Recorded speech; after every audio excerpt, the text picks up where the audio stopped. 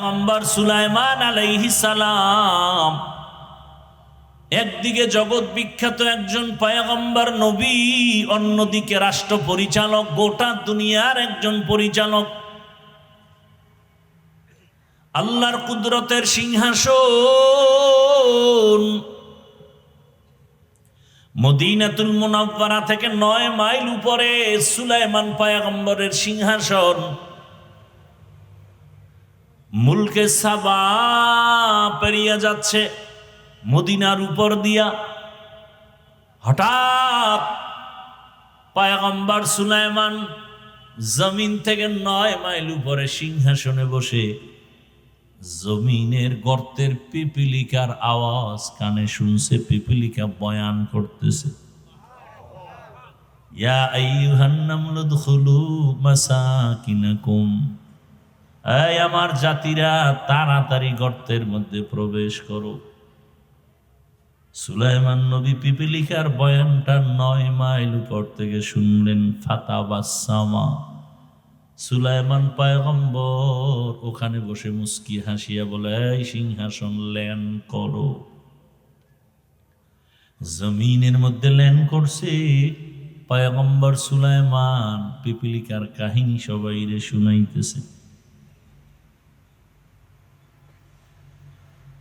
এই কাহিনীর মধ্যে হঠাৎ নামাজের সময় ওযু করবে, পানির প্রয়োজন, কোথাও পানি নাই। হুদহুদ নামের পাখি নাক লাগায়া মাটির মধ্যে বলতে পারতো এখানে পানি আছে। বলা মাত্র জিনদের বলতো মাটি খনন করে পানি উঠাও, ওযু করবো, নামাজ পড়বো। সুলাইমান পয়গম্বর পিপিলিকার কাহিনী শুনায়। পিপিলিকার কাহিনী এতটা সুন্দর যে আল্লাহ ওই পিপিলিকার নামে সূরার নাম দিয়ে দিছে সূরাতুন নমল। মানুষ ধাঁধা কয়, আমি ইসলামী ধাঁধার মধ্যে আছে না, কোন সূরায় নাই বিসমিল্লাহ, কোন সূরায় 2 বিসমিল্লাহ।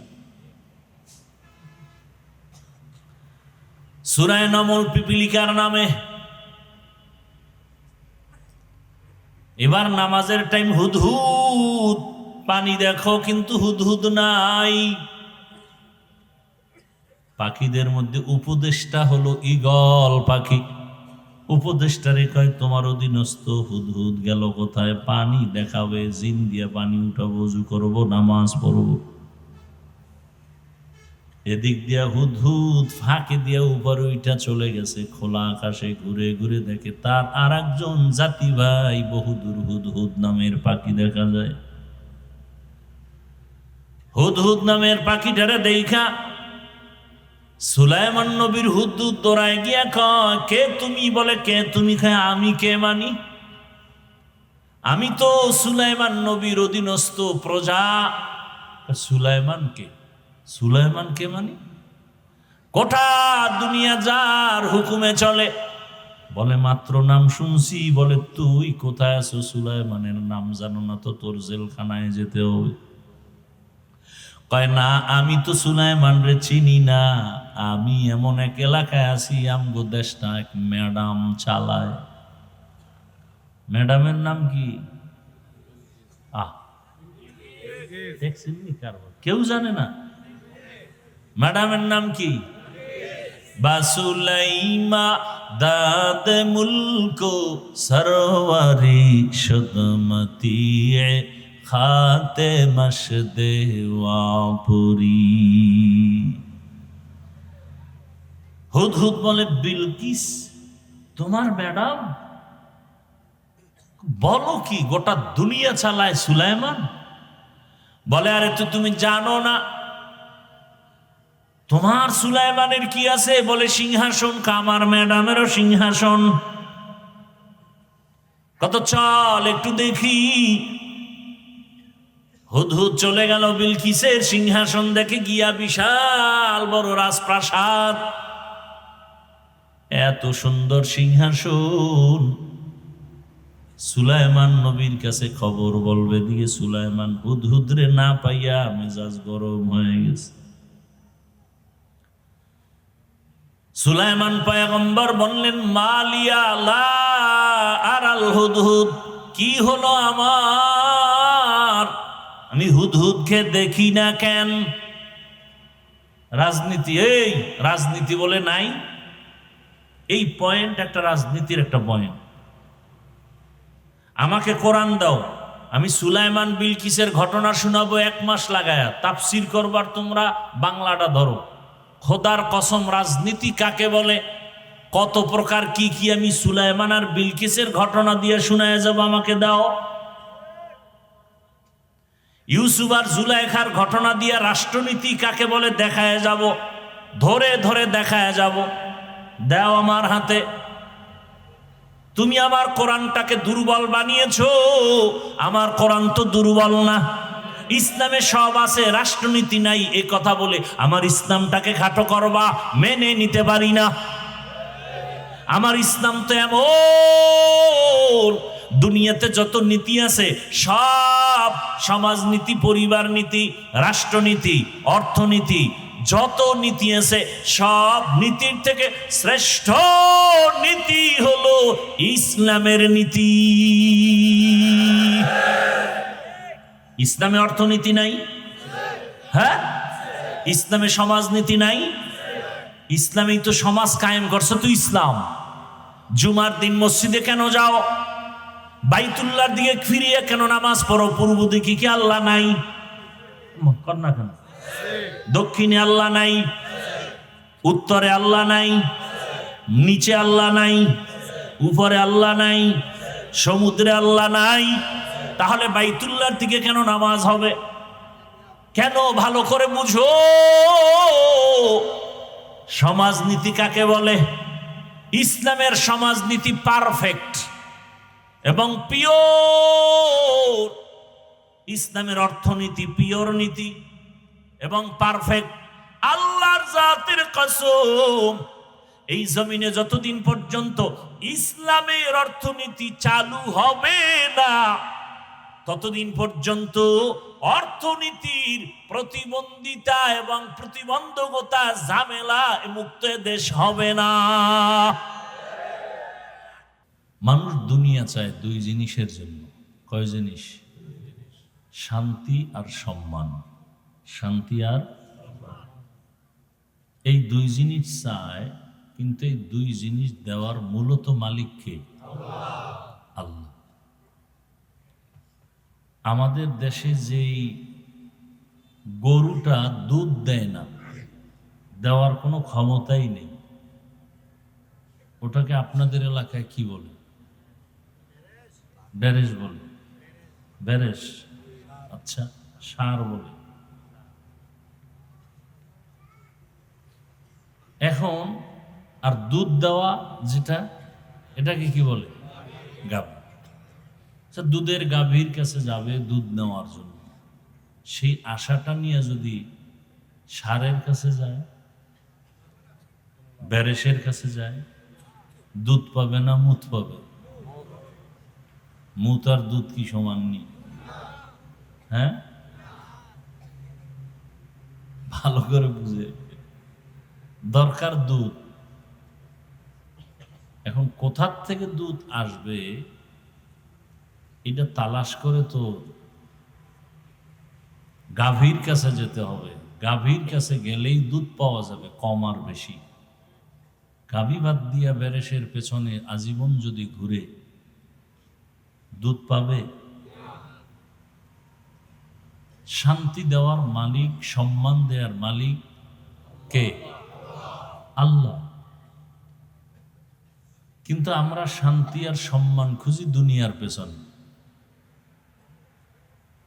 আল্লাহ কয় দুনিয়া ছাড়ো, ওয়ালাল আখিরাতু খায়রুল লাকা মিনাল উলা। আখিরাত তো দুনিয়ার থেকে দামি, বড় দামি। আচ্ছা দেখেন, আপনাদের নজরে আমি গোপন কিছু বলছি না, অদৃশ্যের কিছু না। আমরা যারা চেষ্টা করি আখিরাতের লাইনে চলতে গিয়ে, টুপি দিছি কি দুনিয়ার জন্য না আখিরাতের জন্য? এই যে আপনাদেরকে বয়ান করতেছি,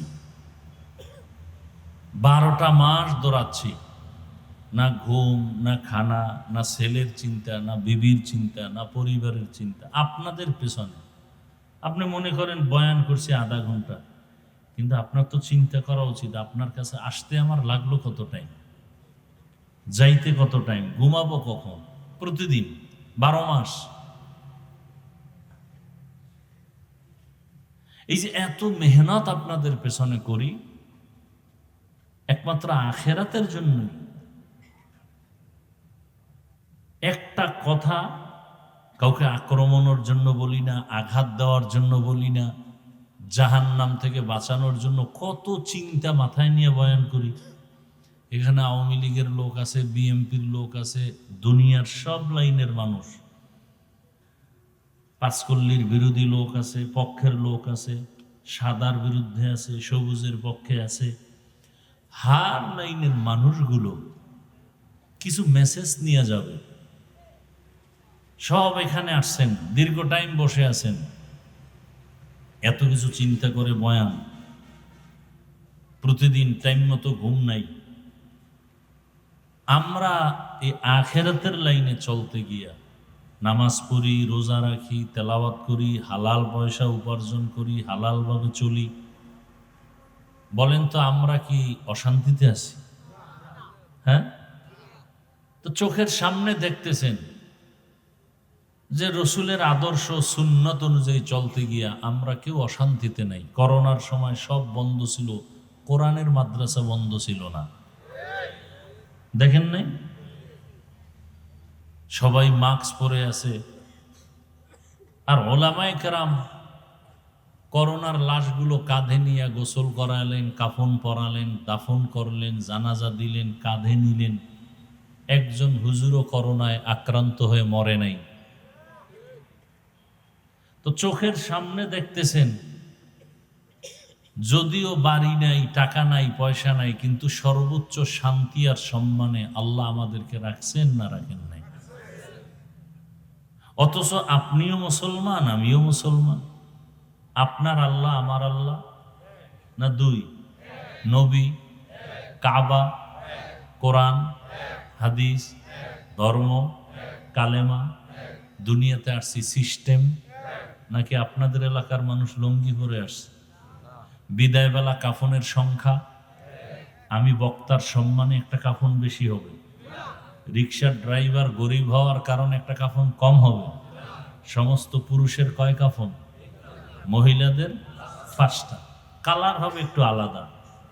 আমাদের হুজুরের কাফনের কালার হবে একটু ভিন্ন, আপনাদের কালার হবে আলাদা না? সব এক? কবরের সাইজ না এই এলাকার কবর আধাত বড়? হ্যাঁ, সব সমান। কবরে প্রশ্ন হবে কয়টা? 3টা। আমাদের প্রশ্ন একরকম, আপনাদেরটা আর এক রকম, সব এক। তাহলে আপনাকে বয়ান করব কেন? বয়ান তো তাদেরকে করব যারা ইসলাম বুঝে না, আল্লাহ চিনে না, নবী চিনে না, কোরআন হাদিস বুঝে না, তাদেরকে। আপনি তো আল্লাহ চিনেন, নবী চিনেন, কোরআন হাদিস সম্পর্কে অবগত, সব বুঝেন, জান্নাত জাহান্নাম, গুনাহ কি জিনিস, সওয়াব কি জিনিস বুঝেন, তাহলে আপনাকে বয়ান করব কেন? অথচ বয়ান করব কেন না, আপনার পিছনে ঘুরতে ঘুরতে গাধা হয়ে গেছে, গাধার মতো দৌড়াচ্ছি। শুধু আমি একা? সব আলেম আপনার পেছনে দিন রাত মেহনত, ফজরের পরে বয়ান, জোহরের পরে বয়ান, আসরের পরে, মাগরিবের পরে, সারা রাত বয়ান আর বয়ান, তাবলিগওয়ালাদের বয়ান, জুমার দিনের বয়ান, খতিবদের বয়ান, পীর সাহেবদের বয়ান। এর পরেও কি সমস্যা? আমি টুপি খুলতে চাই না আর আপনি টুপি দিতে চান না। আমি দাড়ি কাটলে লজ্জা পাই আর আপনি রাখতে লজ্জা পান। অথচ আমরা একই আল্লাহর গোলাম, একই পরিচয় মুসলমান। আমি মসজিদে না ঢুকলে লজ্জা পাই আর আপনি কেমন মুসলমান যে মসজিদে ঢুকতে লজ্জা পান? আমি পর্দা না করলে লজ্জা পাই, আপনি কেমন মুসলমান যে পর্দা করতে গেলে লজ্জা পান? বিষয় কি? কোন মিস্টেক হয়ে গেছে আমাদের? মিসগাইড হয়ে গেছে মাঝখানে একটা। কি সমস্যা? রসুল 1000 বছর আগে বলে গেছেন, ওই সমস্যা হলো দুনিয়ার লোভ। কিসের লোভ? দুনিয়ার লোভ। এই লোভ আবার 3 প্রকার। কয় প্রকার? হুব্বে যা, হুব্বে মাল, হুব্বে নিসওয়ান, সম্মানের চেয়ারের লোভ। কিসের লোভ? ক্ষমতার চেয়ার পাওয়ার জন্য জীবনে টুপি চিনে না, এখন টুপি দিতেছে। এরকম বুজুর্গ আসেনি আমাদের দেশে? কঠিন বুজুর্গ, টুপি কি জিনিস বুঝেই না, খালি এখন একটা ক্ষমতার চেয়ারটা কেমনে ধরবে ও মোটামুটি নিয়ত করে ফেলাইছে, অনেক যাইয়াই মদের বোতলটা ধরে লইব। এখন টুপি কেন? দুনিয়ার লোভ। প্রথম প্রকার হলো হুব্বে যা, সম্মানের চেয়ারের লোভ। দ্বিতীয় প্রকার হলো সম্পদের লোভ, টাকা পয়সা। আমি হুজুর তো চেয়ার পামু কিনা জানি না, কিন্তু আমার মধ্যে আর এক লোভে পেয়েছে। কি? কি? টাকা। আমি যদি একটু চুপচাপ বয়ান করি, মাটির নিচের কবরের আযাবের বাস মোটামুটি হাদিয়া ঠিক।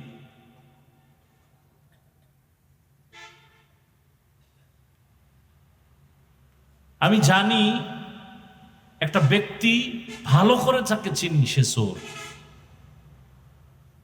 আমি জানি সে ধর্ষক, নারী পাইলেই ধর্ষণ করে, তার চরিত্র খারাপ। আপনি জানেন ওই লোকটা চোর, ওই লোকটা ডাকাত, ওই লোকটা জালেম। তার কাছে আপনি টাকা আমানত রাখবেন? যদি জানেন এই লোকটা চরিত্রহীন, ধর্ষক, তার কাছে আপনার নারী আমানত রাখবেন? হ্যাঁ, এটি বুঝেন? কিচ্ছু বুঝেন না। বুঝলে ঘুরে ফিরে আবার সেই নাপাক হাতের মধ্যে আসে কেন? যদি বুঝে থাকেন তাহলে সেই নাপাককে ঘুরে ফিরে মাথার মুকুট বানান কেন? জানেন চোর, আপনি কেমনে বলেন তার চরিত্র ফুলের মতো পবিত্র? আপনি জানেন সে ডাকাত, সে জালেম, সে ধর্ষক, সে খুনি।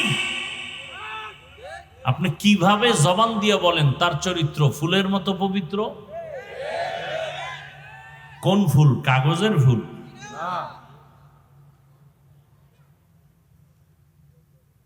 মানুষ কি এতটা বোকা হইতে পারে? হ্যাঁ, আপনি জানেন তার কাছে টাকা রাখলে খেয়ে ফেলবে আর ফেরত দিবে না, তাহলে আপনি জেনে শুনে তার কাছে টাকা আমানত রাখেন কেন? এরপর আপনি মাইকিং করবেন আমার টাকা চুরি হয়ে গেছে। জানেন বিড়ালে শুটকি খাইব, বিড়ালের শুটকি দেখাইলেন কেন? বরং দেখায় না, আরো বয়ান দিছে, এই বিড়াল জানি তোর অভ্যাস ভালো না, এই শুটকিটা এখানে রাখছি 3 দিন, তোর খাওয়ন দাওয়ান আলাদা আছে, ওখানে গিয়ে খাবি। বিড়ালে কয় শুটকি যখন দেখছি যত জরিমানাও জুতার বাড়ি 10টা খামু, তা আগে শুটকি। কি আপনি বারবার দেখতেছেন যেই লোক জনগণের দায়িত্ব নিতে গেলেই সে চুরি করে, লোভ সামলাইতে পারে না, নিজের পেট ভরে না, সে জনগণের পেট ভরবে কিভাবে? নিজের সন্তান, নিজের স্ত্রী, নিজের আপনজন নিরাপদ না যার কাছে, আপনি নিরাপদ পাবেন কিভাবে তার কাছে? এজন্য বলি, দাবি করেন মুসলমান, আপনার আমার আল্লাহ এক, নবী এক, কোরআন এক, কাবা এক, ধর্ম এক, এরপর ইসলামটা জায়গা মতো মানেন না কেন? দুনিয়ার লোভে পড়ে গেছেন। কি লোভ? ভোটের আগের রাত্রে কিছু টাকা পাবেন, আর কিছু পাবেন? আর কিচ্ছু? ভোটের পরে আর কিছু পাবেন? ভোটের আগের রাতে কিছু টাকা পাবেন, আর এই যে কিছু কি জানি বলে ওই চা পান খাওয়ানোর কিছু খরচ টরচ পাবেন, আর তার পাও যদি ধোয়া দিতে পারেন তাহলে হয়তো বা একটু চামচাগিরি সুযোগ পাবেন, এ ছাড়া আর কিছু পাবেন? হ্যাঁ, আবার যদি ভাগে কোনো দিন উল্টা পাল্টা হয়ে যায় তাহলে মাইনাস। মাইনাস মানে জমিন থেকে বিদায়।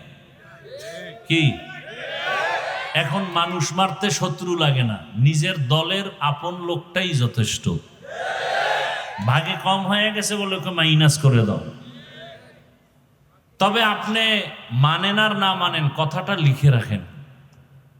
বিশেষ করে আমি যুবকদেরকে বলবো, একটা ব্যানার বানাও। 200 টাকা দাম নিতে পারে, সম্ভবত 2 ফিট 3 ফিট ব্যানার। ব্যানারে স্লোগান লিখবা, পৃথিবীতে একমাত্র শান্তির ঠিকানার নাম ইসলাম। কথাটার মধ্যে কি পরিমাণ সন্দেহ আছে আপনাদের? হ্যাঁ, আপনি যদি ইসলাম না মানেন দুঃখ নাই, কিন্তু কথাটা আপনি সত্য, এটা 100 না, ওভার 100। শান্তির ঠিকানার নাম, এটা সাইনবোর্ড লেখেন, ব্যানারে লেখেন, এবং এরপরে লিখবেন, যতদিন পর্যন্ত এই জমিনে ইসলাম কায়েম হবে না ততদিন পর্যন্ত চাপাবাজদের আওয়াজ হবে, শান্তি কপালে জাতি পাবে না। সম্ভব না, কোনোদিন সম্ভব না। চোরের কাছে কোনোদিন সম্পদ আমানত থাকতে পারে না। ধর্ষকের কাছে কোনোদিন আমার মা বোন নিরাপদ থাকতে পারে না। জালেমের কাছে কোনো দুর্বল মানুষ সুস্থ থাকতে পারে না। ইসলাম ছাড়াই জমিনে শান্তি আসবে না। কিয়ামত পর্যন্ত যত তুমি চিল্লাও, চিল্লাইতে পারবা, কিন্তু শান্তি কপালে দেখা যাবে না ইসলাম ছাড়া। সমস্যা কি? সবাই কয়, যারা বিএমপি করে, আওয়ামী লীগ করে, এরাও মাঝে মাঝে কয়, হুজুর আপনারা এখন এক হইলে আমরা আসি, এইবার সান্দু যাবা কই? আমরা হুজুরেরা তো মোটামুটি এক লাইনে হাজির, এইবার সান্দু যাবা কই? এইবার পিডান খাবো না, পিটান দিব। আমগো ধাক্কাইয়া ধাক্কাইয়া কইছো এক হও, আমরা এক হয়ে গেছি ইনশাআল্লাহ। দেশের সব আলেম এক, ইসলামের ব্যানারে সব এক। কে চরমনাই, কে তাবলিগ, কে দেওবন্দি, কে আলিয়া, কে কওমিয়া, বুঝি না, ইসলামের ব্যানারে সব এক। যারা এক হবে না তাদেরকেও চিহ্নিত করতে হবে। এরা খাঁটি ইসলামওয়ালা নয়, দুনিয়ার লোভে পড়ে ভিন্ন দিকে দৌড়ায়। এইবার যারা আমাদেরকে সাপোর্ট দিবে না, এদেরকেও চিহ্নিত করতে হবে। ভেজাল আছে কোথায়?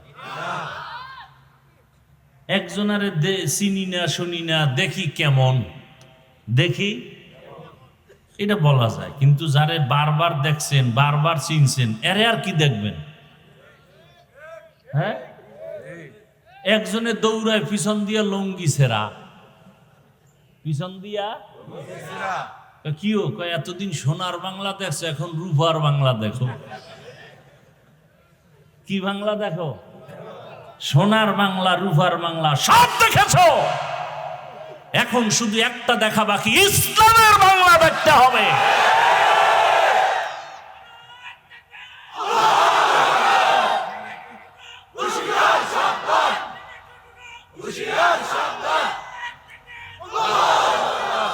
আচ্ছা, ইসলাম এবং কোরআন শরীফের মধ্যে কি রাষ্ট্রের বিষয় কোনো কথা আছে?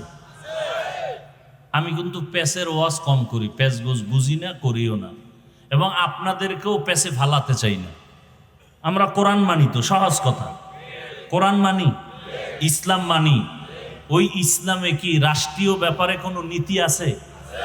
সুলাইমান নবী গোটা দুনিয়া পরিচালনা করেছেন। ইউসুফ নবী মিশরের অর্থমন্ত্রী ছিলেন। জুলকারনাইন বাদশাহ গোটা দুনিয়া চালাইছেন। এই ঘটনা কোরআনে আছে না নাই? আপনার আমার রহমতের নবী মদিনার রাষ্ট্র চালাইছিলেন। আবু বকর, ওমর, ওসমান, আলী চালাইছেন। সোজা কথা, আমাদের আন্দোলন আল্লাহর কোরআন আর ইসলামকে টিকানোর জন্য। এই যেমন বাউল সাহেব, কি সাহেব, এরা দীর্ঘ যুগ যুগান্তর চলতেছে চলতেছে চলতেছে, কিন্তু সীমা লঙ্ঘন করার পরে আমার আল্লাহ ধরে বসছেন। কি আল্লাহ ধরায় দিছেন, সীমা লঙ্ঘন করলেই ধরা পড়ে যাবে, আল্লাহ ধরায় দিবেন। তা আমিও যদি করি আল্লাহ আমাকে ধরায় দিবেন,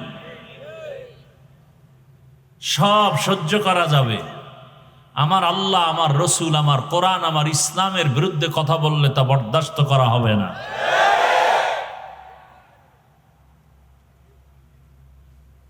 আমরা ক্ষমতা চাই না, এই যে চেয়ার পাইছি না, এই চেয়ারের মূল্য কি কম নেই। এমপি সাহেবের চেয়ার আজ আছে কাল থাকবে না, আর আমাদের এই চেয়ারের কোনো মেয়াদি নেই। আমি এখানে যাব কেন? একটাই কারণ, আজকে যে যা ক্ষমতায় গিয়া তারা ইসলামের বিরুদ্ধে কিছু না করুক, দেশ ঠান্ডা। কারণ এ বাংলাদেশের মধ্যে কোনোদিন কেউ ইসলামের বিরুদ্ধে স্বপ্ন দেখলে তা পূরণ হবে না। আমি যুবকদেরকে আর একটা ওয়াদা করায় যাই, বাবার সাথে সন্তানদের মাঝে মাঝে তর্ক হয় না, হয় না? তার মানে কি বাবারে কেউ গালি দিবে আর মেনে নিবে? হ্যাঁ, বাবার সাথে তর্ক হয়েছে ঠিক আছে, কিন্তু আমার বাবার বিরুদ্ধে যদি কেউ কথা বলে ওর কলার ধরে ফেলবো না? ঠিক আপনি ভাই, অনেকে এখানে আসি, আমরা সারা দেশেই অনেকে নামাজ ঠিক মতো পড়ি না, রোজা ঠিক মতো রাখি না, দাড়ি ঠিক মতো রাখি, কিন্তু আল্লাহ মানিত, ইসলাম মানিত। তার একটা অনুরোধ, যুবকরা ওয়াদা করো যে ইসলামকে খাটো করার সুযোগ দিবা না। কেউ যদি তোমার সামনে বলে ইসলামে এই সমস্যা সেই সমস্যা, আস্তে কলারটা ধরবা, ধৈর্য ভাবলে এই বেঈমানের বাচ্চা, আমি দাড়ি রাখি না, নামাজ পড়ি না, ঠিক আছে, কিন্তু আমার ইসলামের অপমান করবি, চামড়া তুলে ফেলা হবে। পারবা যুবক বাবারা? তুমি নামাজ পড়ো না, তোমাকে পায়ে ধরে বুঝাবো। রোজা রাখো না, পায়ে হাত রেখে বুঝাবো। তুমি পর্দা করো না, বুঝাবো। কিন্তু ইসলামের বদনাম তোমার সামনে কেউ করবে, এটা সহ্য করা যাবে না, এই সুযোগ দেওয়া যাবে না। যে বদনাম করবে তার সাথে আমরা নাই, সোজা কথা। যারা আল্লাহর রসুলের ইসলামের বদনাম করবে এদের সাথে আমরা নাই। আমরা কালেমার পতাকার একসাথ হয়ে মুসলমান, পরিচয় আমাদের মুসলমান, কালেমার ব্যানারে আমরা এক, কালেমার ব্যানারে আমরা এক। আমার কথার মধ্যে কোনো ঝামেলা থাকলে বলো, আমি তওবা করি। আমার আল্লাহর কোরআনে রাষ্ট্রের ব্যাপারে কোনো কিছু নাই, তাহলে কেন আপনি আমার আল্লাহর কোরআনটা রাষ্ট্রের ব্যাপারে আলাদা রাখবেন, ইসলামটাকে আলাদা রাখবেন? নতুন আইন করবেন কেন? আল্লাহর আইন তো আছে রাষ্ট্র পরিচালনার ক্ষেত্রে, আপনি আলাদা করে কেন একটা হাঙ্গামা বাজাবেন, ঝগড়া লাগাবেন, অস্থিতিশীল পরিবেশ তৈরি করবেন? আল্লাহর উপর আস্থা ও বিশ্বাস নিয়ে কত আন্দোলন, কি দরকার কি? ইসলাম তো হিন্দুদের উপর আক্রমণ করে না, খ্রিস্টানের উপর আক্রমণ করে না, সব ধর্ম যার যার অবস্থানে থেকে পালন করবে। কিন্তু হিন্দু যদি বলে আমি ইসলামের লোক, এটা মানা যাবে না। বিষের বোতলের মধ্যে বিষ বিক্রি করবে, কোনো বাধা নাই। মধুর বোতলে মধু বিক্রি করবে, কোনো বাধা। বিষের বোতলে বিষ নিয়ে যদি মধু কয়া বিক্রি করে, সেখানে ভিডান কি? খ্রিস্টান তার ধর্ম অনুযায়ী চলবে, বাধা। ইহুদি তার ধর্ম অনুযায়ী চলবে, বাধা। হিন্দু তার ধর্ম অনুযায়ী চলবে, বাধা। যদি মুসলমান দাবি করে, আহমদিয়া মুসলিম জামাত দাবি করে, আর নবী মানে না, এমন কাদিয়ানীদেরকে আমরা বরদাস্ত করব? তুমি কাদিয়ানী হিসেবে থাকো, ইসলামের লেভেল লাগায় বদনাম করবে, সুযোগ দেওয়া যাবে? রাগ করছেন? আমি ইসলামী কোনো দলের দায়িত্বশীল না, কিন্তু আমি ইসলামের পক্ষের মানুষ, আমি আল্লাহর কোরআনকে, ইসলামকে মাথার মুকুট মনে করে কথা বলতেছি। আপনাকে আমি বলি না আপনি চরমনাই যান, তাবলিগে যান, একবারও বলছি না। আপনাকে এটাই বলতে চাই, আপনি নামাজ ঠিক মতো পড়তে না পারলেও বুঝাবো, কিন্তু ইসলামের বদনাম করতে দিবেন না, হুঁশ থাকতে।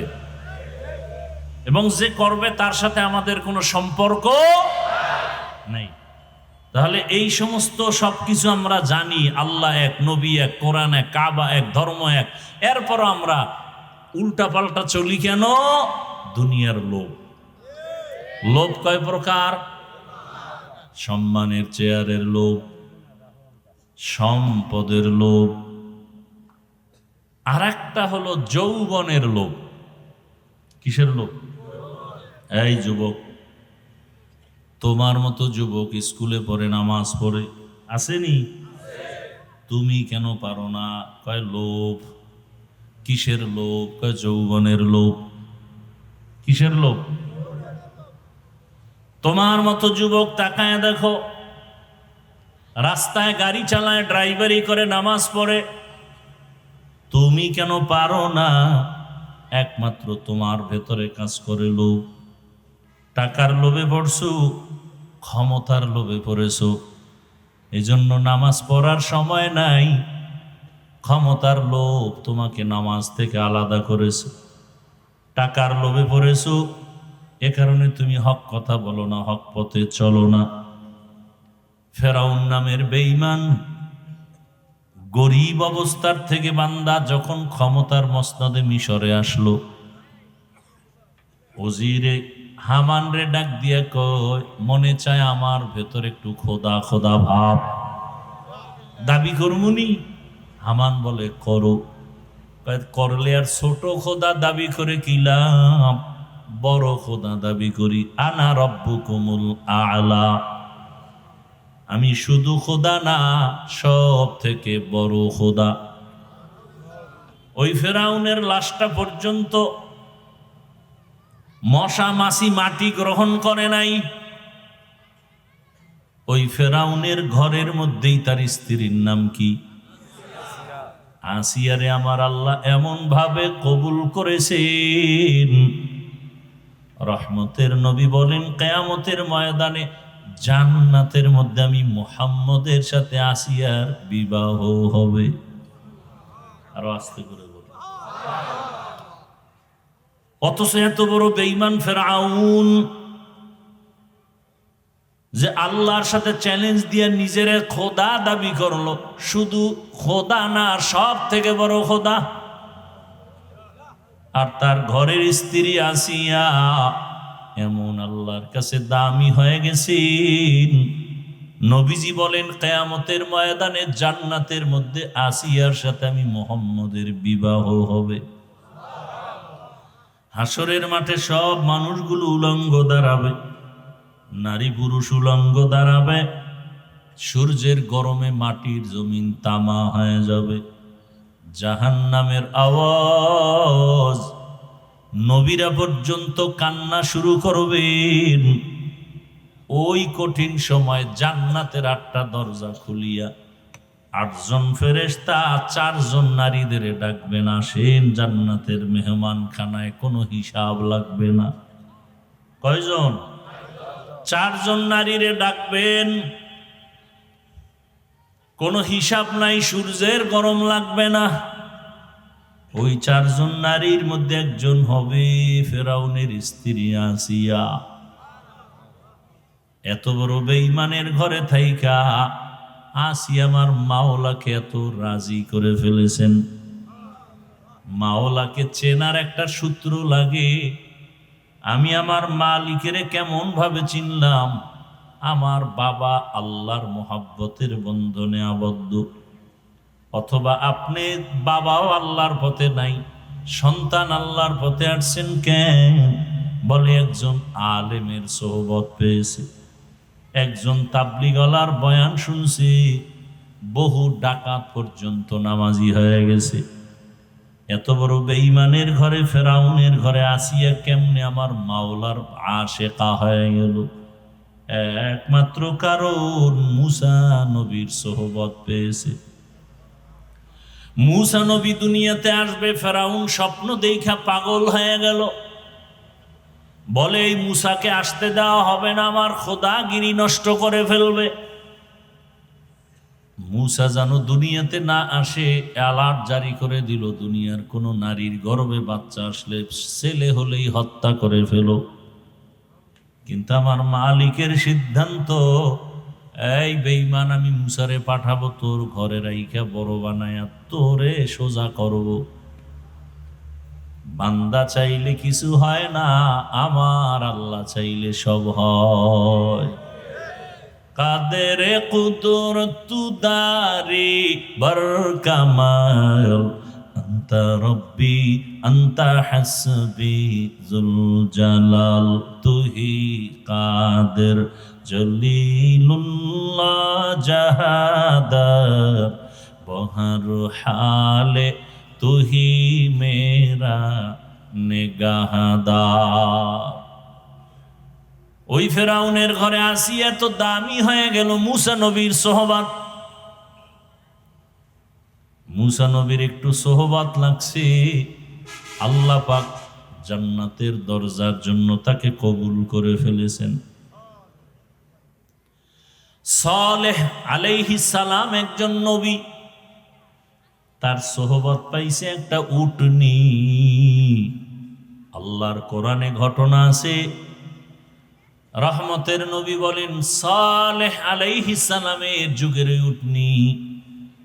কওমের লোকেরা এত বাঁকা, নবী সালেহ যখন দাওয়াত দিতেছেন পাহাড়ের পার্শ্বে গিয়া সবাই এক জায়গায় করলো, বলে তোমার মালিকের কিছু কুদরত দেখাও। কি দেখতে চাও? বলে পাহাড়ের পাথরের পাহাড় থেকে একটা উটনি বের করে দেখাও। এতটা তেরা বাঁকা, এত উদ্ভট প্রশ্ন যেগুলো অসম্ভব। সালেহ আলাইহিস সালাম রব্বে কারীমের দরবারে দোয়া করলেন, হে মালিক,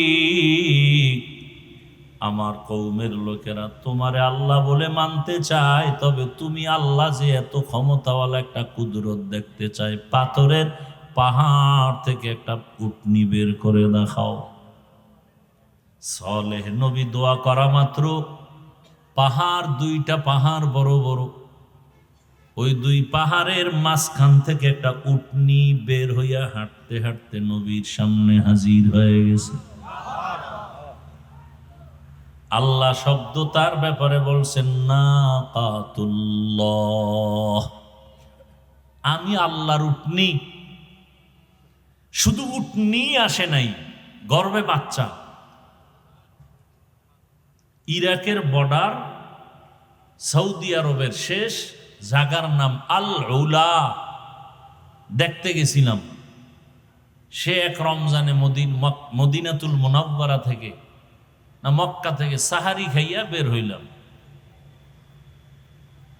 দীর্ঘ সময় পাড়ি দিয়া সেখানে গেলাম গাড়ি টেনে।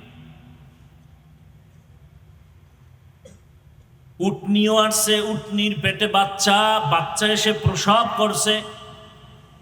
কিন্তু এত বড় বেঈমান সালেহ আলাইহিস সালামের উম্মতেরা আল্লাহকে আর মানে না, নবীরও মানে না, কালেমাও পড়ে নাই।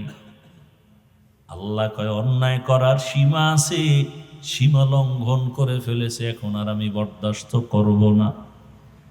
হঠাৎ একটা গাইবি আওয়াজ আসছে, আওয়াজ বিকট একটা আওয়াজ। আওয়াজটা আসছে দুই পাহাড়ের মাঝখানে। ওই আওয়াজে আইসা কওমের সব লোকের কান বন্ধ, সব জাগাত মরে গেছে। কিয়ামতের আগে এরকম ইসরাফিলের আওয়াজ আসবে, সিংহা নিয়ে দাঁড়ানো, ফুৎকার দিবে। আর এই জিন্দা মানুষগুলো হঠাৎ একটা আওয়াজ শুনবে, কঠিন, বাড়তেছে, আওয়াজ খালি বাড়তেছে, বাড়তে বাড়তে কান শেষ হয়ে যাবে, মাথা নষ্ট হয়ে যাবে। মানুষগুলো স্ট্রোক করা রোগীর মতো, নেশাগ্রস্তের মতো হেলপে দুলবে, আস্তে বেহুশ হয়ে পড়ে যাবে। সমস্ত জিন্দা মানুষগুলো জাগায় মরে যাবে। দীর্ঘ 40 বছর বৃষ্টি হবে লাগাতার। বৃষ্টির মধ্যে পুরা দুনিয়া সাফ, পুরা জমিন সমান, সমতল ভূমি, চেটিয়াল ময়দান, কিচ্ছু থাকবে না, জমিন পুরা খালি। আবার ফুৎকার দিবেন, এইবার সব মৃত্যু লাশগুলোর মধ্যে রুহু চলে আসবে, এরপরে সব দাঁড়ায় যাবে। হাসরের মাঠ শুরু হয়ে গেছে, জমিনটা হবে হাসরের মাঠ। মক্কার পার্শ্বে আরাফার ময়দান হবে, আল্লাহর স্টেজ, বিচারালয়, আদালত, অথবা সিরিয়ার জমিন হবে আল্লাহর বিচারালয়, আদালত। ওই সালেহ আলাইহিস সালামের সাথে উটনির সোহবত আছে, তো সালেহ আলাইহিস সালামের বরকতে রহমতের নবী বলছেন ওই উটনি জান্নাতে যাবে। উটনি জান্নাতে যাওয়ার কাম কি? কোনো ফায়দা নাই। যাবে কেন? আল্লাহ দেখায় সৎসঙ্গে। বলেন না কেন? আপনাদের কষ্ট হইতেছে? সৎসঙ্গে স্বর্গবাস। পয়গম্বর সুলাইমান আলাইহিস সালাম একদিকে জগৎ বিখ্যাত একজন পয়গম্বর নবী, অন্যদিকে রাষ্ট্র পরিচালক, গোটা দুনিয়ার একজন পরিচালক। আল্লাহর কুদরতের সিংহাসন মদিনাতুল মুনাওয়ারা থেকে 9 মাইল উপরে সুলাইমান পয়গম্বরের সিংহাসন। মুলকে সাবা পেরিয়ে যাচ্ছে মদিনার উপর দিয়া। হঠাৎ পয়গম্বর সুলাইমান জমিন থেকে 9 মাইল উপরে সিংহাসনে বসে জমিনের গর্তের পিপিলিকার আওয়াজ কানে শুনছে। পিপিলিকা বয়ান করতেছে, ইয়া আইয়ুহান নামলু দুখুলু মাসাকিনাকুম, এই আমার জাতিরা তাড়াতাড়ি গর্তের মধ্যে প্রবেশ করো। সুলাইমান নবী পিপিলিকার বয়ানটা 9 মাইল উপর থেকে শুনলেন। ফাতাবাসসামা, সুলাইমান পয়গম্বর ওখানে বসে মুস্কি হাসিয়া বলে, এই সিংহাসন ল্যান করো। জমিনের মধ্যে ল্যান করছে পয়গম্বর সুলাইমান। পিপিলিকার কাহিনী সবাইরে শুনাইতেছে। এই কাহিনীর মধ্যে হঠাৎ নামাজের সময় ওযু করবে, পানির প্রয়োজন, কোথাও পানি নাই। হুদহুদ নামের পাখি নাক লাগায়া মাটির মধ্যে বলতে পারতো এখানে পানি আছে। বলা মাত্র জিনদের বলতো মাটি খনন করে পানি উঠাও, ওযু করব, নামাজ পড়ব। সুলাইমান পয়গম্বর পিপিলিকার কাহিনী শুনায়। পিপিলিকার কাহিনী এতটা সুন্দর যে আল্লাহ ওই পিপিলিকার নামে সূরার নাম দিয়ে দিছে সূরাতুন নমল। মানুষ ধাঁধা কয়, আমাদের ইসলামী ধাঁধার মধ্যে আছে না, কোন সূরায় নাই বিসমিল্লাহ, কোন সূরায় 2 বিসমিল্লাহ। সূরায়ে নমল পিপিলিকার নামে। এবার নামাজের টাইম, হুদহুদ পানি দেখো কিন্তু হুদহুদ নাই। পাখিদের মধ্যে উপদেষ্টা হলো ঈগল পাখি। উপদেষ্টারে কয়, তোমার অধীনস্থ হুদহুদ গেল কোথায়? পানি দেখাবে, জিন দিয়ে পানি উঠাবো, ওযু করবো, নামাজ পড়বো। এদিক দিয়া হুদহুদ ফাঁকে দিয়া উপরে উঠা চলে গেছে। খোলা আকাশে ঘুরে ঘুরে দেখে তার আর একজন জাতি ভাই বহুদূর হুদহুদ নামের পাখি দেখা যায়। হুদহুদ নামের পাখিটারে দেখা সুলাইমান নবীর হুদহুদ দৌড়ায় গিয়া কয়, কে তুমি? বলে, কে তুমি? খায়, আমি কে মানি? আমি তো সুলাইমান নবীর অধীনস্থ প্রজা। সুলাইমানকে? সুলাইমানকে মানি? গোটা দুনিয়া যার হুকুমে চলে, বলে মাত্র নাম শুনছি। বলে তুই কোথায় আছো? সুলাইমানের নাম জানো না তো? তোর জেলখানায় যেতে হবে। কয় না, আমি তো সুলাইমান রে চিনি না, আমি এমন এক এলাকায় আছি আমগো দেশটা এক ম্যাডাম চালায়। ম্যাডামের নাম কি? দেখছেন কেউ জানে না ম্যাডামের নাম কি? বাসুলাইমা দাদ মুলকো সরওয়ারি সুদমতি খাতে মশদে ওয়াপুরি। হুদহুদ বলে, বিলকিস তোমার ম্যাডাম? বলো কি, গোটা দুনিয়া চালায় সুলাইমান? বলে, আরে তো তুমি জানো না তোমার সুলাইমানের কি আছে? বলে, সিংহাসন। আমার ম্যাডামেরও সিংহাসন। কত চল একটু দেখি। হুদহুদ চলে গেল বিলকিসের সিংহাসন দেখে গিয়া, বিশাল বড় রাজপ্রাসাদ, এত সুন্দর সিংহাসন। সুলাইমান নবীর কাছে খবর বলবে দিয়ে সুলাইমান হুদহুদরে না পাইয়া মেজাজ গরম হয়ে গেছে। সুলাইমান পয়গম্বর বললেন, মালিয়া লা আরাল হুদহুদ, কি হলো আমার, আমি হুদহুদকে দেখি না কেন? রাজনীতি, এই রাজনীতি বলে নাই, এই পয়েন্ট একটা রাজনীতির একটা পয়েন্ট। আমাকে কোরআন দাও, আমি সুলাইমান বিলকিসের ঘটনা শোনাবো 1 মাস লাগায়া, তাফসির করবার তোমরা বাংলাটা ধরো। খোদার কসম, রাজনীতি কাকে বলে, কত প্রকার কি কি আমি সুলাইমান আর বিলকিসের ঘটনা দিয়ে শোনায় যাব, আমাকে দাও। ইউসুফ আর জুলাইখার ঘটনা দিয়ে রাষ্ট্রনীতি কাকে বলে দেখায় যাব, ধরে ধরে দেখায় যাব। দাও আমার হাতে। তুমি আমার কোরআনটাকে দুর্বল বানিয়েছো, আমার কোরআন তো দুর্বল না। ইসলামে সব আছে, রাষ্ট্রনীতি নাই, এ কথা বলে আমার ইসলামটাকে খাটো করবা, মেনে নিতে পারি না।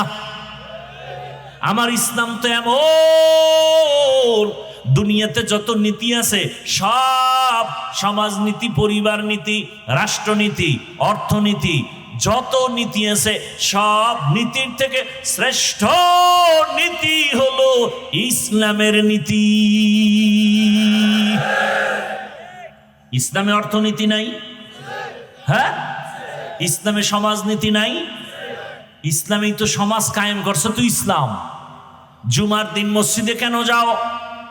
বাইতুল্লাহর দিকে ফিরিয়ে কেন নামাজ পড়ো? পূর্ব দিকে কি আল্লাহ নাই? কন্যা কেন? দক্ষিণে আল্লাহ নাই? উত্তরে আল্লাহ নাই? নিচে আল্লাহ নাই? উপরে আল্লাহ নাই? সমুদ্রে আল্লাহ নাই? তাহলে বাইতুল্লাহর দিকে কেন নামাজ হবে? কেন? ভালো করে বুঝো সমাজনীতি কাকে বলে। ইসলামের সমাজনীতি পারফেক্ট এবং পিওর। ইসলামের অর্থনীতি পিওর নীতি এবং পারফেক্ট। আল্লাহর জাতের কসম, এই জমিনে যতদিন পর্যন্ত ইসলামের অর্থনীতি চালু হবে না, ততদিন পর্যন্ত অর্থনীতির প্রতিবন্ধিতা এবং প্রতিবন্ধকতা, ঝামেলা মুক্ত দেশ হবে না। অর্থনীতির একমাত্র কল্যাণ ইসলামী অর্থনীতি। ইসলামী অর্থনীতি চালু হয়ে গেলে এ দেশে ভিক্ষুক থাকবে না, দারিদ্র বিমোচনের স্লোগান দিতে হবে না, দারিদ্র সীমার উপর আর নিচ নিয়ে টেনশন করা লাগবে না। ধনীরা জাকাত দিবে, ইসলামের অর্থনীতি। গরিবরা জাকাত পাবে, ইসলামের অর্থনীতি। মানুষকে করজ দাও, হাসানা দাও, করজে হাসান, ধার দাও। বড় লোকেরা ধার দেয় না, গেলেই বলে নাই নাই নাই। 5,000 টাকা দেন, আমি গরিব। নাই, কানের মধ্যে মুখ লাগায় গোপনে যদি বলা হয় সুদে দে, বড় লোক কয় লাখ নিবি বল, ঠিক নি? আফসোস, বড় আফসোস। আমার ইসলামটা কত পাওয়ারফুল, আলোচনা নাই, বুঝি না। মিয়া ইসলামকে ঠকাবে, ইসলামকে নিচু করবে এমন কোন মায়ের সন্তান দুনিয়াতে নাই।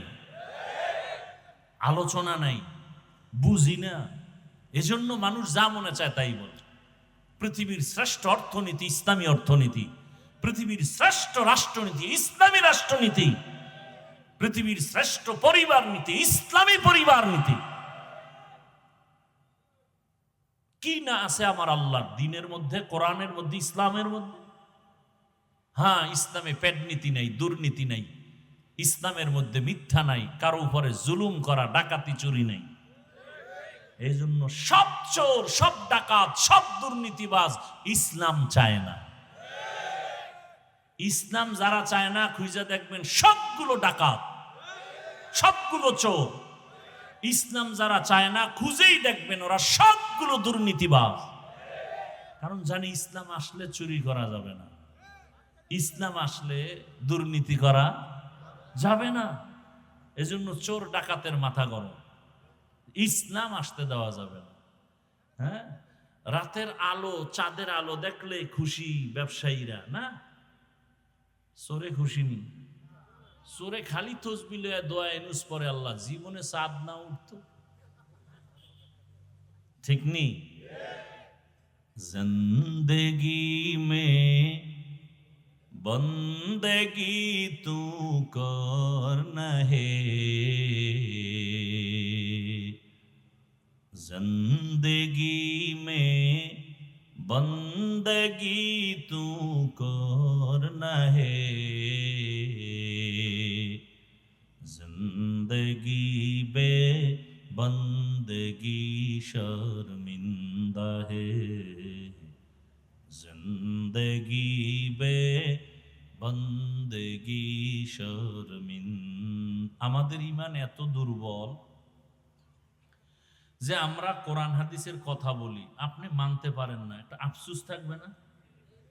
তা তো নাই, বরং কইলাম কে মাথা গরম হয়ে গেছে। এত বড় নিমক হারাম, কইলাম কা হে ওইটা মানতে পারে না। তা আপনি মানতে পারেন না ভিন্ন, কিন্তু আপনি আফসোস করবেন যে আরে হুজুরে তো ঠিকই বলল, আমি তো মানতে পারি না। এটা আফসোস। আফসোস না কইরা উল্টা বিরোধিতা করে।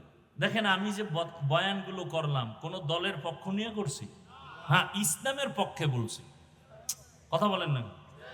ঠিকই এইভাবে কথাগুলো যদি আগামী শুক্রবার কোন জুমার খতিব সাহেব মসজিদে চালু করে, যে হাফিজ ভাইয়ের মতো একটা ধাক্কা দিয়ে দেখি,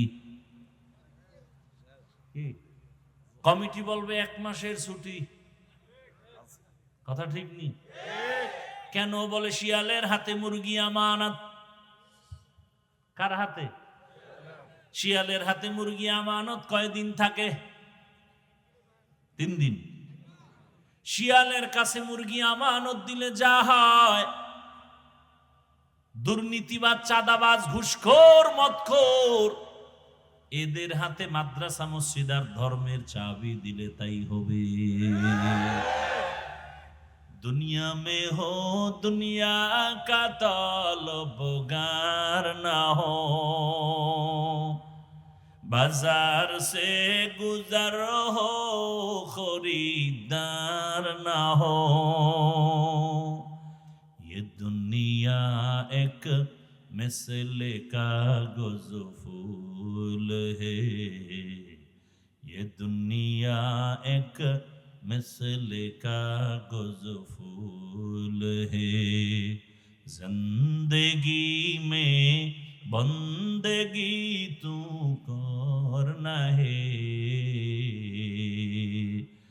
जिंदगी बे बंदगी शर्मिंदा है, जिंदगी बे बंदगी शर्मिंदा है।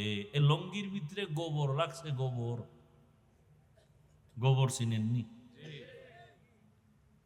লঙ্গির ভেতরে গোবর লাগার পরে পাক না, না পাক? পাক করার জন্য কি লাগবে বলেন না কেন? আন্দাজে একটা বলেন, কি লাগবে? পানি লাগবে।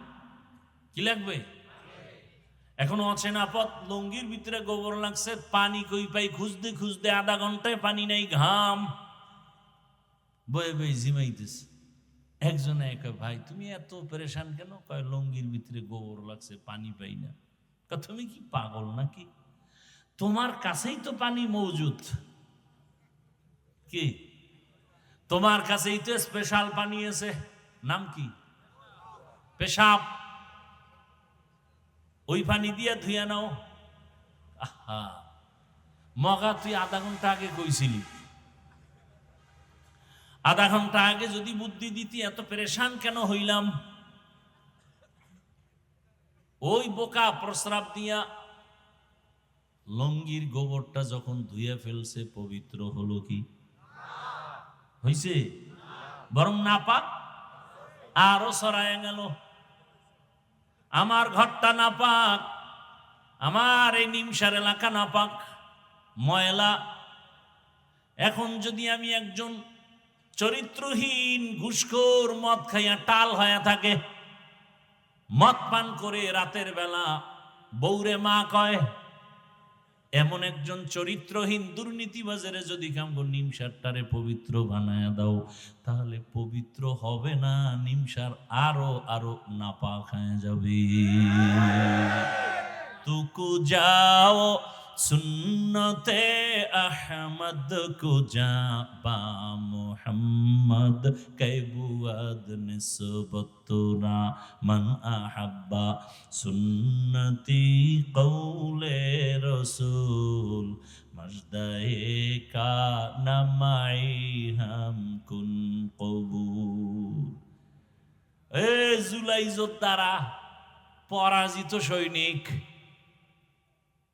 স্বাধীন করেছো, স্বাধীন চাপাবাজি করো না। তোমার স্বাধীন সফল হলে কেন এখন আমার মা ধর্ষিতা হয়? জবাব দাও।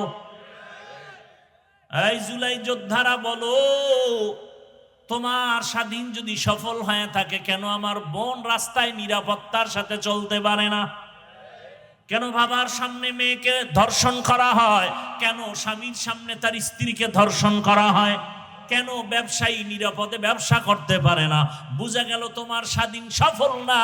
নতুন ভাবে প্রস্তুতি নাও, কাফনের কাপড় কিনে রেডি হও, নতুন আর একটা সফল স্বাধীন করতে হবে। ওই স্বাধীন হবে একমাত্র ইসলামের স্বাধীন। রেডি হয়ে যাও, আর বেশি বেশি বিড়ি টানো,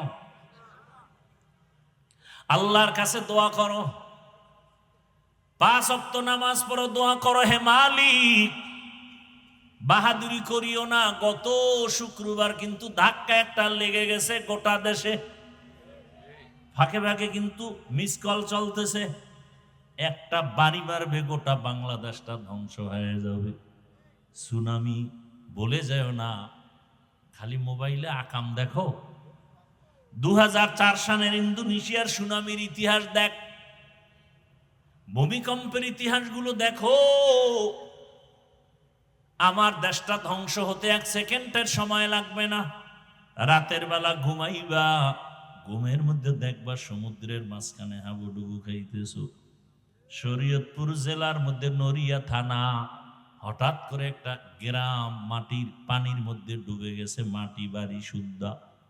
আমার মাওলা যদি একটু অর্ডার করে, সাথে সাথে একটা বাড়ি মারবে, 5.7 না একটু যদি বাড়তি হয়ে যায়, বা ওইটাই যদি আরেকটু সেকেন্ড বাড়ায় দেয়, 13 সেকেন্ডের জায়গায় যদি 20 সেকেন্ড হয়ে যায়,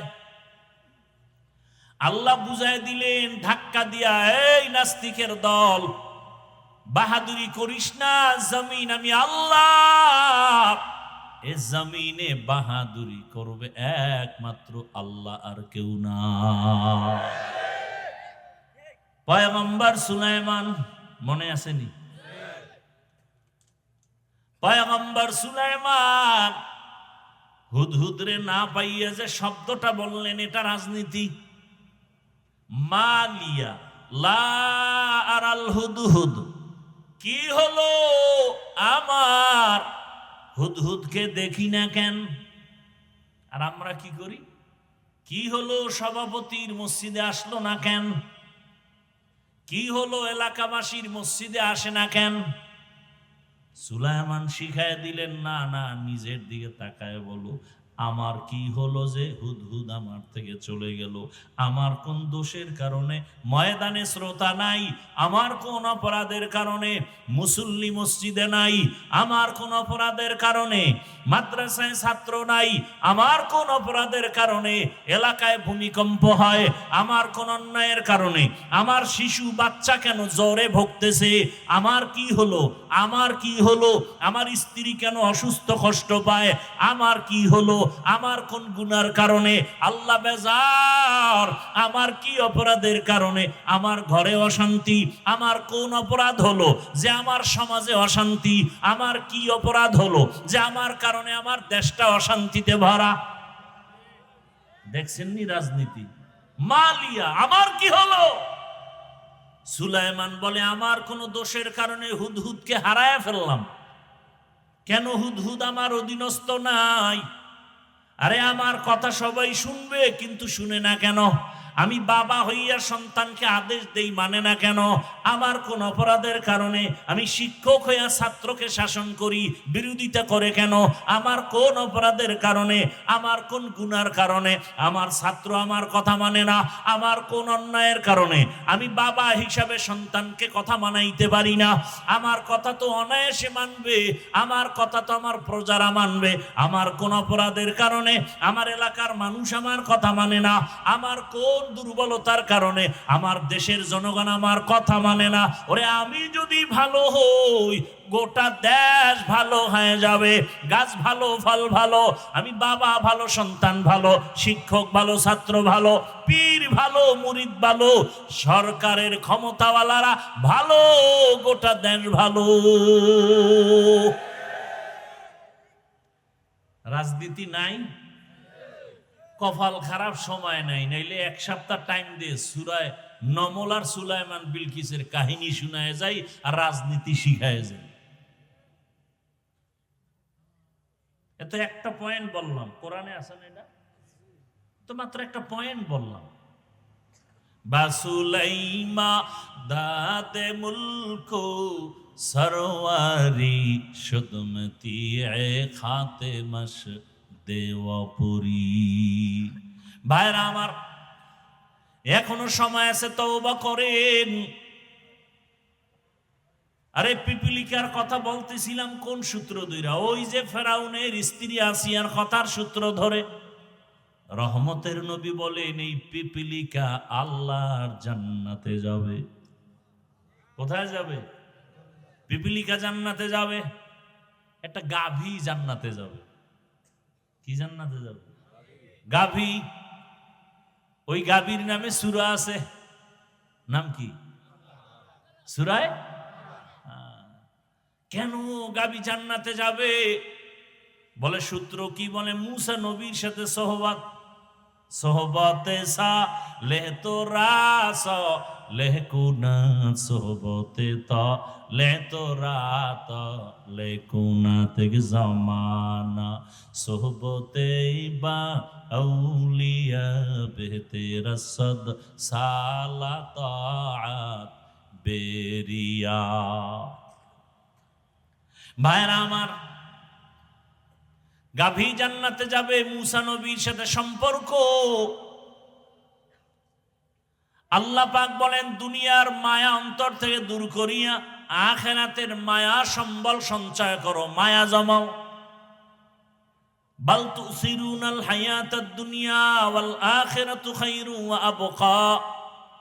দুনিয়াটা কিছুই না, বিউটি পার্লারের মতো সৌন্দর্য। রৌদ্র লাগলে নাই কি? বিউটি পার্লারে গিয়া জাম কালাও সানমিয়া হয়ে গেছে, কিন্তু একটু পানি লাগলে শেষ।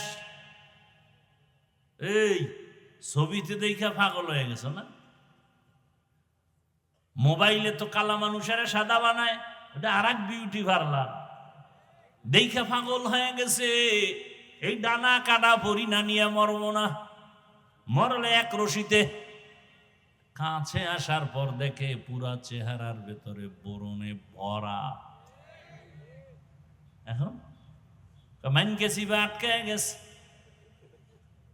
উভয় কি? এইবার কয় না, সুযোগ তো আছে, চার বিয়া একটা নাইলে ঠকজি, আরো তিনটার দরজা খোলা।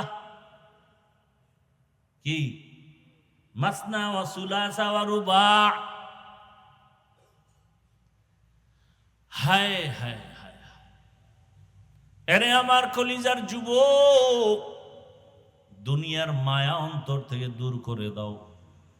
তুমি স্কুলে পড়ো, কলেজে পড়ো, চাকরি করো, ব্যবসা করো, ডাক্তার হও, ইঞ্জিনিয়ার হও, প্রফেসর হও, আমি দিল খুলে দোয়া করি তুমি ডাক্তার হও, ইঞ্জিনিয়ার হও, প্রফেসর হও, এসপি হও, ডিসি হও, ওসি হও, বড় ব্যবসায়ী হও, চাকুরিজীবী হও, তবে একটা ছোট দাবি, বেয়াদব হইও না।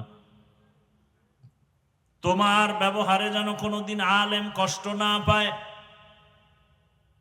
তোমার আচরণে যেন আমার আল্লাহ কষ্ট না পান, তোমার কোনো আচরণে যেন আমার রসুল কষ্ট না পায়, তোমার কোনো আচরণে যেন মা বাবা কষ্ট না পায়, তোমার আচরণে যেন কখনো কোনো শিক্ষক কষ্ট না পায়। কারণ মা বাবার কষ্ট তোমার জন্য কপাল পোড়ার বরদোয়া, শিক্ষকের মনে কষ্ট তোমার জন্য বরদোয়া। অন্তরে কষ্ট আসার পর একটা নিঃশ্বাস ফেললে তোর জিন্দেগি বরবাদ। মা যদি সন্তানের কথায় কষ্ট পেয়ে, আচরণে কষ্ট পেয়ে, নিঃশ্বাস ফেলে, সন্তানের জীবন ধ্বংস। একজন শিক্ষক ছাত্রীর উপরে কথায় কষ্ট পেয়ে নিঃশ্বাস ফেললে জীবন ধ্বংস হয়ে যাবে। ওলামায়ে কেরাম যদি কষ্ট পায়, নিঃশ্বাস ফেলে, জাতির কপাল পুড়ে যাবে। অতএব বাবা, তুমি স্কুলে পড়ো, কলেজে পড়ো, চাকরি করো, ডাক্তারি পড়ো, ইঞ্জিনিয়ারিং পড়ো, বাধা নাই। আদো বলা ডাক্তার হও, ইঞ্জিনিয়ার হও, প্রফেসর হও। ওরে তোমার মতো কত সন্তান doctor, engineer, professor, RAB, army, police, BDR, OC, DC, SP, 5 ওয়াক্ত নামাজ পড়ে নাই। বেশি বয়ানের দরকার নাই, এই কথাটা অন্তরে ঢুকাও যে আমার মতো জেনারেল লাইনের মানুষটা যদি স্কুলে পড়ে, কলেজে পড়ে, নামাজ পড়ে, আমার কপাল কেন খারাপ, আমি কেন পারি না? আমার মতো যদি জেনারেল লাইনের মানুষ চাকরি করে, ব্যবসা করে, নামাজ পড়ে, আমি কেন পারবো না? ও আল্লাহ, তুমি আমারে মাফ করে দেও। জীবনের শখ লাগাইয়া আশা পূরণ করতে গিয়া তো পার্কে কম দৌড়াইলা না, সারা রাত মোবাইল তো কম চালাইলা না। কত রাত্র মোবাইলে গুনাহ করেছো রে যুবক। পার্কে পার্কে কত দৌড়াইলা, দাড়ি কাটলা, নামাজ সারলা, এখনো কি আশা পূরণ হয় নাই? তোমার আশা কি আরো আছে? আরো কত রাত্র তুমি মোবাইল চালাইলে আশা পূরণ হবে বলো? আর কতবার দাড়ি কাটলে, নামাজ সারলে, বেপরদায় পার্কে দৌড়াইলে আশা পূরণ হবে বলো? এবং হায়াতের বাকি আছে কতদিন, তাও তুমি আমাকে বলো। এমন একটা দিন নাই পানির নিচে, গাড়ির নিচে, ঘুমের বিছানায় যুবকের লাশ পাওয়া যায় না। কয়দিন বাঁচবা জানা নাই। ওই ভূমিকম্পে একটু হলো 10 জনের প্রাণ চলে গেল। ও বাবা, তোমাকে আল্লাহ ঘুমের মধ্যে নিতে পারেননি? ঘুমের মধ্যে মরে না কেউ। তুমি যদি চিন্তা করো, তাহলে গানের তার কেমনে কানে লাগাও? যদি ভয় করতেছে, যদি এই ঘুমে আমি মরি, অনুনয় বিনয় করে বলবো, এখনো তওবা করো, ফিরে আসো আল্লাহর কাছে, মনে মনে তওবা করো, হে আল্লাহ, আর নামাজ ছাড়বো না, দাড়ি কাটবো না, বেপরদায় চলবো না। মা বাবার দোয়া নিয়া, শিক্ষকের দোয়া নিয়া, উলামায়ে কেরামের পরামর্শ নিয়া, নবীজির আদর্শ মেনে চলবো, আর কোনোদিন গুনার পথে যাব না। আল্লাহ আমাদের সবাইকে তওবাওয়ালা জীবন দান করেন, আমিন। আলহামদুলিল্লাহি রাব্বিল আলামিন। والصلاة والسلام على سيد الأنبياء والمرسلين وعلى آله وأصحابه أجمعين يا أرحم الراحمين يا أرحم الراحمين يا أرحم الراحمين رب ارحمهما كما ربياني صغيرا اللهم إنك عفو كريم تحب العفو فاعف عنا اللهم إنا نسألك رضاك والجنة ونعوذ بك من سخطك والنار اللهم إنا نعوذ بك من البرص والجنون والجذام وسيء الأسقام রব্বুল আলামিন গুনার বোঝা নিয়ে আপনার দরওয়াজায় আমরা হাজির মেহেরবানি করে আমাদের জীবনের সব গুনাহগুলো মাফ করে দেন আল্লাহ।